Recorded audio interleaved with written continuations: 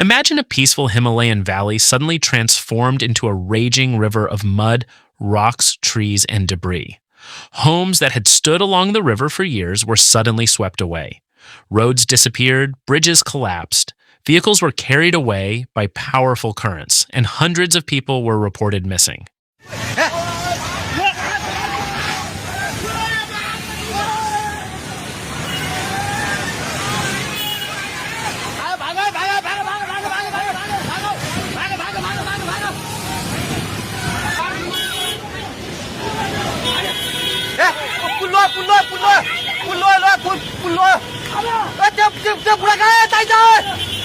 This is the devastating flash flood disaster that struck areas along the Nepal-Tibet border on Wednesday, August 26, 2026.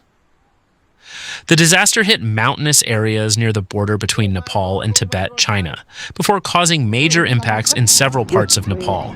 Shit. Oh shit, man. Wait,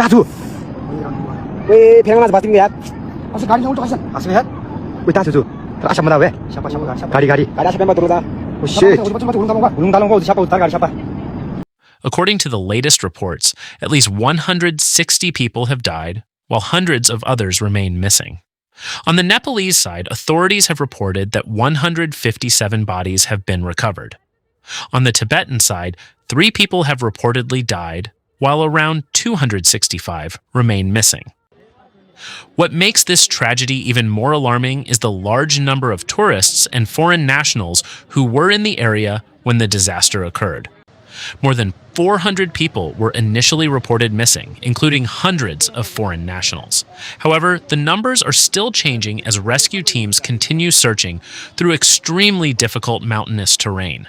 So, what exactly happened in this remote part of the Himalayas?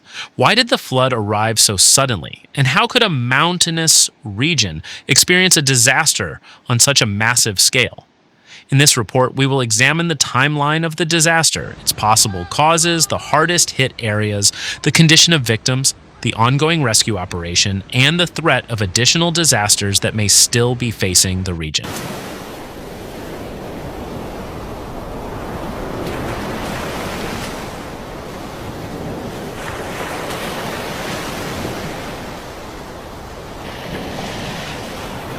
A disaster that struck with little warning.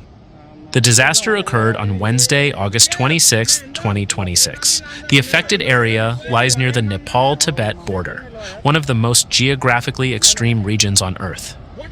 One of the main areas of concern is Rasuwa district in Nepal, including Timuri, Siapru Besi, and the Rasuwagadhi border region.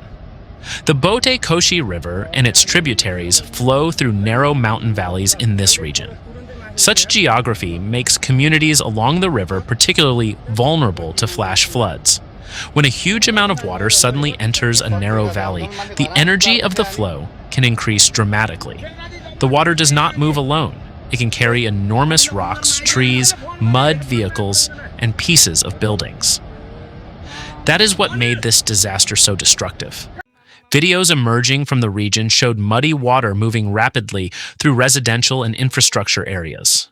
Buildings were damaged or swept away. Roads were transformed into rivers of mud. Bridges connecting communities were destroyed. For people living close to the river, there may have been only a few moments to escape. This is what makes a flash flood so different from an ordinary flood.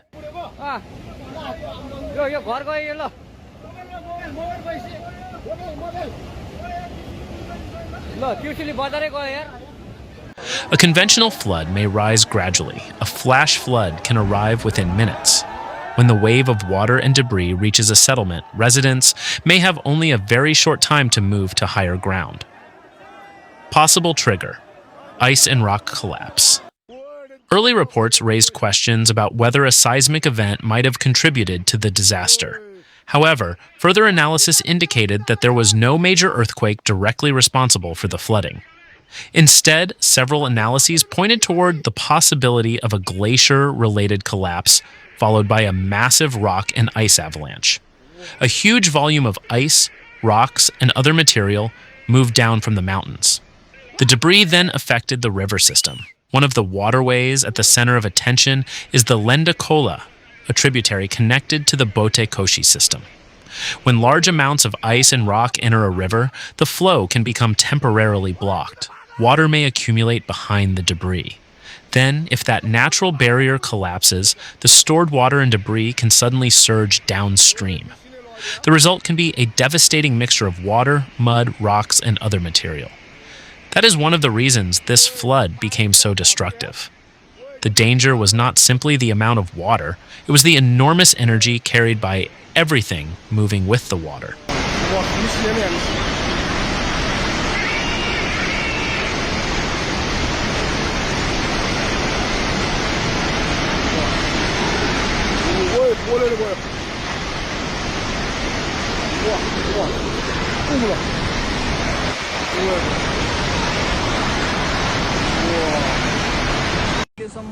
Reuters reported that the disaster may have been triggered by a collapse involving the lower section of a glacier, which then caused an ice and rock avalanche toward the Lendakola River. Scientists have also warned that instability in Himalayan glaciers represents an increasingly serious risk. The Himalayas contain thousands of glaciers, glacial lakes, mountain rivers, and extremely steep slopes. When environmental conditions change, the stability of these systems can also change.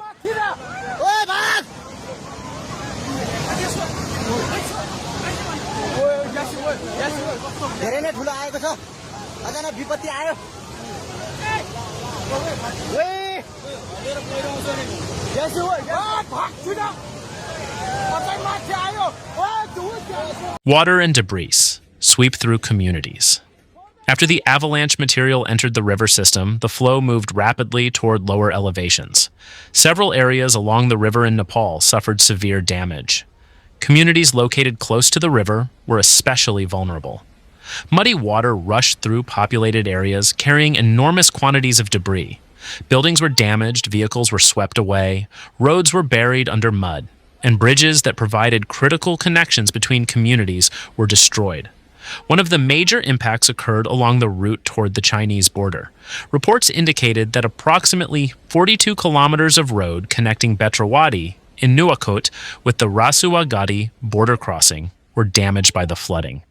Several concrete bridges were also reportedly swept away. This damage is significant not only for local residents. The route is an important connection toward the border and plays a role in transportation and cross-border trade. When roads are destroyed, vehicles cannot move normally. Emergency supplies become harder to deliver, and rescue teams face much greater challenges reaching isolated communities.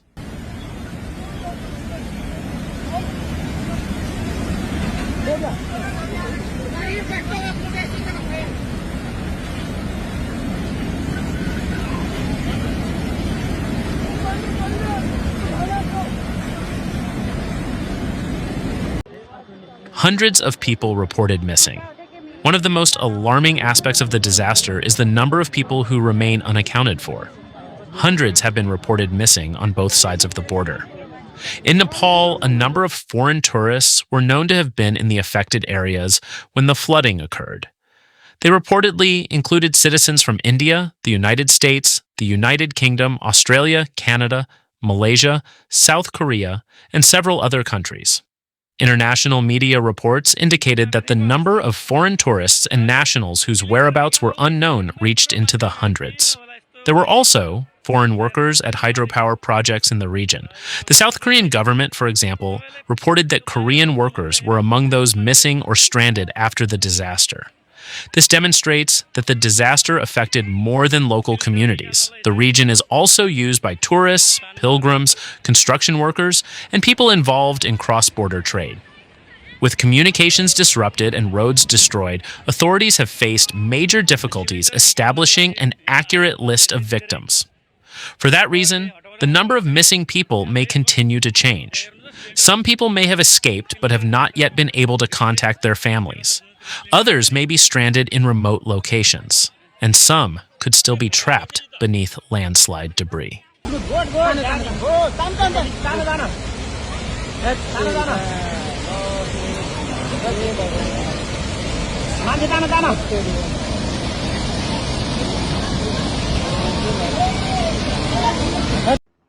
Conditions on the Tibetan side. The disaster did not stop at the Nepalese border. On the other side, the Girong area of Tibet also experienced severe impacts. A landslide struck the border area, damaging roads and infrastructure. Chinese authorities reported at least 3 deaths and approximately 265 people missing. Authorities continued working to establish the full scale of the disaster. Access to several locations was also disrupted. Roads and communication networks were affected. Chinese President Xi Jinping ordered maximum search and rescue efforts and called for stronger monitoring and early warning systems to prevent secondary disasters. The situation demonstrates how disasters can cross political borders. Water and landslides do not recognize administrative boundaries. When rivers flow from high mountain regions toward lower ground, an event in one location can quickly affect communities farther downstream.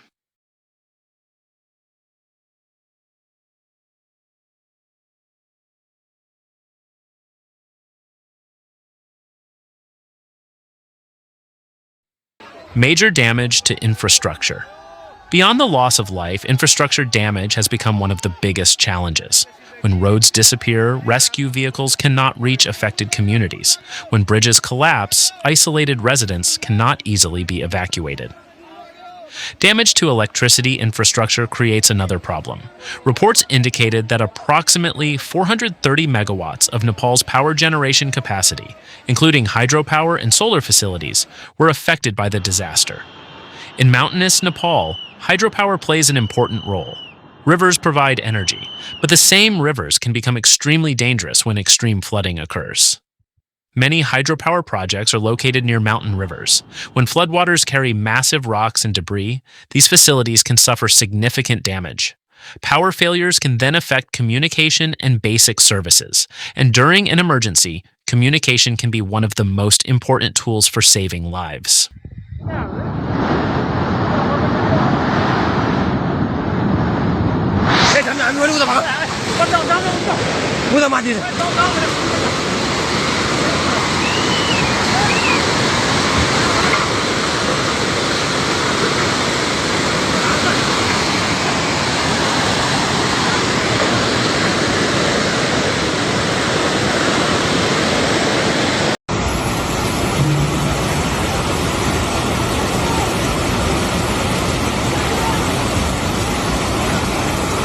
The search and rescue operation. After the disaster struck, search and rescue operations began. Security forces, police, military personnel, medical teams, and emergency responders were deployed. Helicopters were also used to support rescue operations, but aerial rescue is extremely difficult in this environment. In some locations, water levels remained dangerous and the terrain was unstable.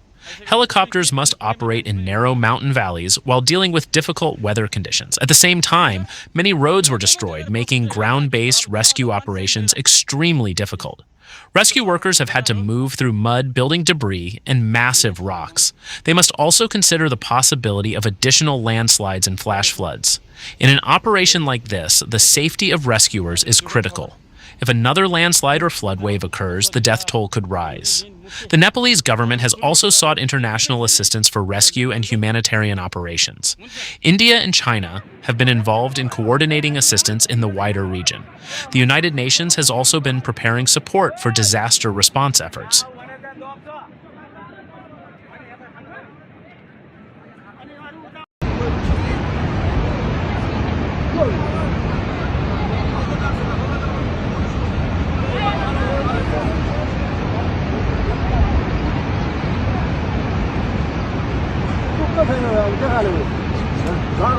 Why is the search so difficult? There are several reasons why searching for victims in the Himalayas is extremely challenging. The first is the terrain.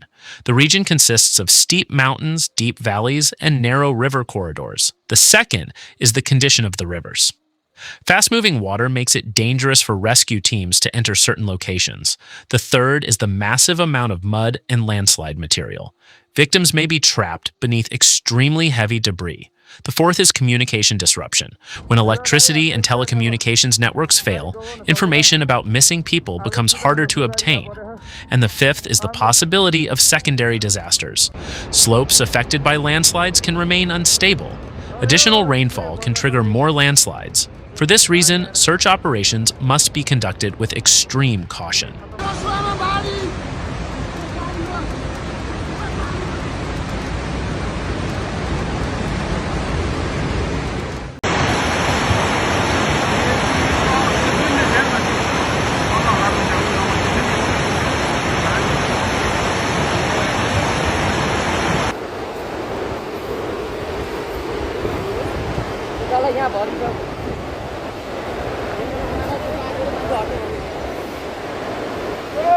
The threat of secondary floods. The danger does not necessarily end after the first flood wave passes. One of the biggest concerns is the formation of natural dams caused by landslides. Large amounts of rock and mud can block a river. Water then accumulates behind the debris. If that natural dam collapses, another powerful surge of water can move downstream. This makes continuous river monitoring extremely important. Residents living near rivers are being urged to stay away from dangerous areas and move toward higher ground when necessary. In a disaster like this, people should not assume that falling water levels mean the danger has completely disappeared. A second flash flood can occur with very little warning. Because many communities are located along river valleys, the threat remains serious.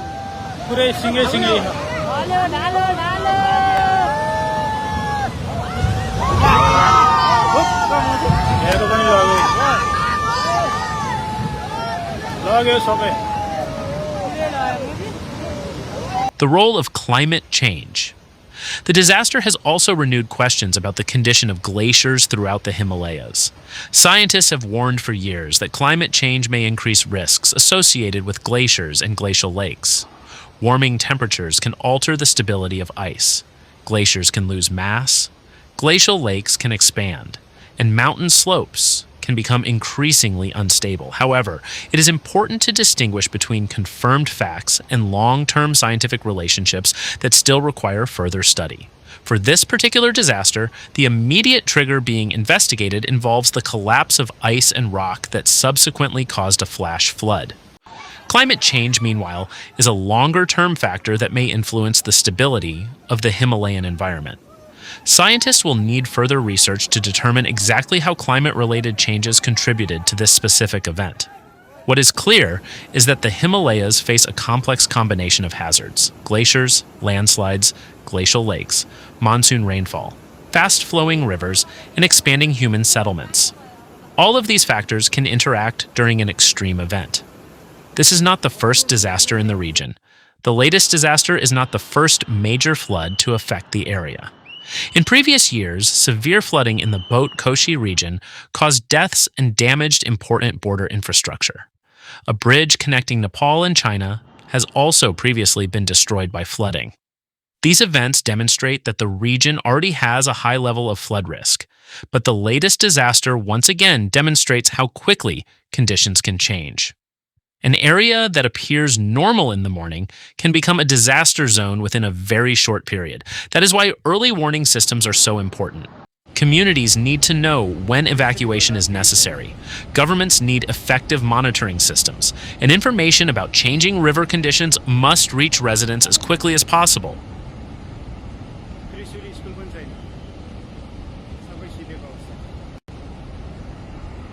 बाप रे खाल्टो त जम्मै बगायो के हो यार आमा राम राम राम कति मान्छे लयो लयो हे प्रभु बाप रे त्यो त जम्मै गयो यार The fate of tourists. The Himalayas are not only home to local communities, the region is also a major destination for tourists and religious pilgrims. Many foreign travelers pass through Nepal on their way toward Tibet and Mount Kailash. When the flooding occurred, some of them were in areas that were subsequently cut off from major transportation routes. This is one reason the number of missing foreign nationals became a major concern. Families in several countries are now waiting for information about their relatives. Foreign governments are coordinating with authorities in Nepal and China. In situations like this, victim identification is extremely important, not only to establish the true number of casualties, but also to provide answers to families. Every person found can mean an answer for a family that has been waiting anxiously.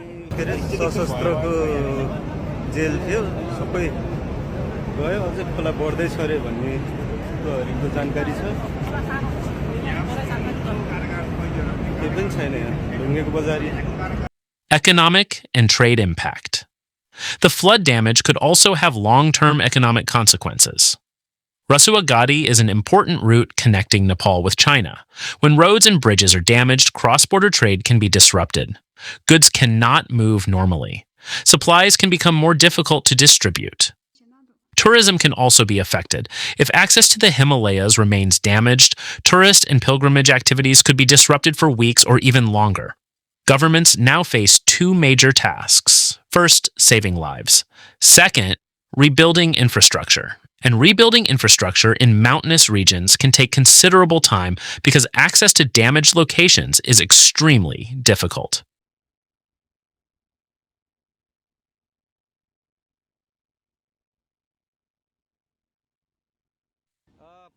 The lessons from this disaster. The disaster on the Nepal-Tibet border provides important lessons for countries with mountainous terrain. Early warning systems are no longer simply an optional technology. They can make the difference between life and death. River sensors, glacier monitoring, emergency communication systems, warning sirens, evacuation routes, and public education. All of these elements need to work together. If warnings can reach communities several minutes earlier, more people may have a chance to escape. But if warnings arrive too late, a flash flood can move much faster than people can react.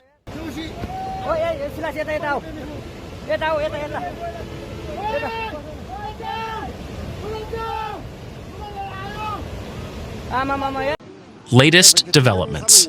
As of August 27, 2026, search and rescue operations are continuing. The latest reports put the death toll at approximately 160 people. In Nepal, 157 bodies have reportedly been recovered. On the Tibetan side, 3 deaths have been reported. Meanwhile, hundreds of people remain missing. These numbers may continue to change. Rescue teams are still searching through affected areas. Some locations remain extremely difficult to reach. Authorities in Nepal and China continue working to determine the full extent of the disaster. Families of missing people are still waiting for information.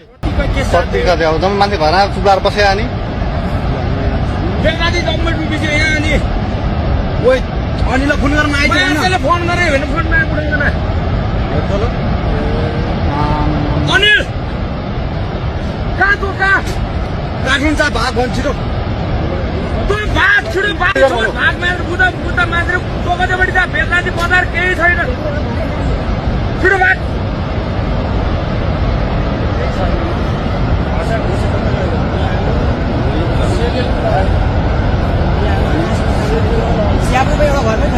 एउटै छैन रे भने हामी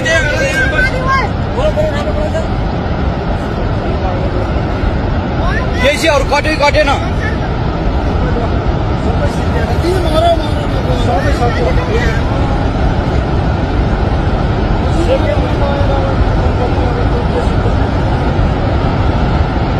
ओए sir खोला परेर गरा ओए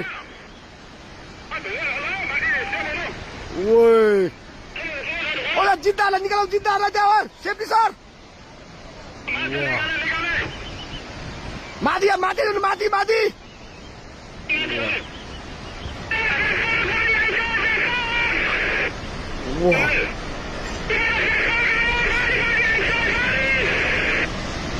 Why, Mati?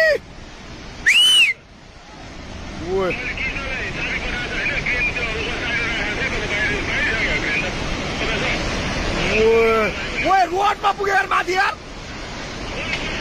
वा छिटो भाग है त्यो बाउन्ड नभएको न बुझी ओए मिसिने लग्यो यार. For many of them, the search is not simply a statistic. It is a desperate attempt to find someone they love.